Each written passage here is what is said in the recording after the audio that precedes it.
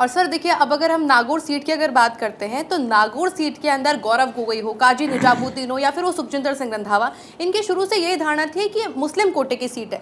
लेकिन लास्ट के अंदर देखिए टिकट मिल जाता है हरेंद्र मिर्धा को। तो ये जो यू टर्न आया है, यू टर्न को कैसे समझते हैं आप? यू टर्न का एक ही आंसर है, अशोक गहलोत, अशोक गहलोत, अशोक गहलोत। जो मैंने कहा कांग्रेस का मतलब अशोक गहलोत। अशोक गहलोत ने 4 महीने पहले ही हरेंद्र मिर्धा को बुला के कह दिया था तुम्हें चुनाव लड़ना है। उसने कहा कि साहब मैं खींवसर से तैयारी हुई है मेरी और खींवसर के सर्वे में मेरा नाम है। अशोक गहलोत का आदेश है और ये बात फैक्ट है कि राजस्थान के मोस्ट पॉपुलर लीडर कांग्रेस के वही हैं। चुनाव उन्हीं को लड़ाना, उन्हीं को जिताना है, तो उनका ठीक है। तो फिर एक धारणा चली एक्सरसाइज के लिए, जिसमें काजी इंचार्ज हैं नागौर के और सब रंधावा, गोगाई, इस सब पे धारणा बनी कि ये सीट मुस्लिम कोटा को जानी चाहिए जैसे जाती रही है। ये धारणा बन गई। हबीबुर रहमान जो भी हैं, उसका नाम भी लगभग फाइनल था, नाम बदल भी सकता था, लेकिन ये इन प्रिंसिपल डिसीजन हुआ कि मुस्लिम कोटा को सीट दी जाएगी। सब तय हो गया। लेकिन जो टिकट बटे अल्टीमेटली तो नाम निकल के सामने हरेंद्र मिर्धा का।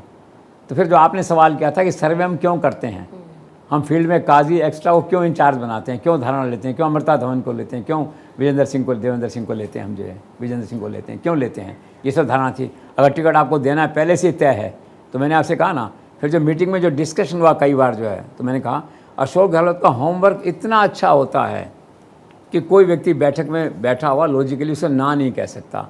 तो अल्टीमेटली हरेंद्र मिर्धा को टिकट मिला और मुस्लिम की थोड़ी गलत हो गई। अब वो मुस्लिम उम्मीदवार जो है उसने निर्दलीय का पर्चा भरा है। अब आज 9 तारीख है, लास्ट आज विड्रॉल की डेट है। अब देखना होगा कि वो पर्चे पे खड़ा रहता है, चुनाव लड़ता है नहीं। अगर लड़ता है वहाँ पे तो भाजपा के चांसेस ज़्यादा हैं, उनके सामने ज्योति मिर्धा खड़ी है जीतने के। और अगर वो नहीं है तो फिर कांग्रेस के हरेंद्र मिर्धा के चांसेस ज़्यादा बनते हैं एट द मोमेंट। और भाजपा की अगर लहर आती है 140-50 की तो ज्योति मिर्धा जीत ही जाएंगे, दैट वे है। तो आला कमान ने जो यू टर्न लिया 11th आवर पे, इतनी एक्सरसाइज करी, अल्टीमेट सोल्यूशन अशोक गहलोत के पास ही था। जो उन्होंने 3 महीने पहले कहा, 4 महीने, वही बाद में हुआ, एंड दैट्स ऑल।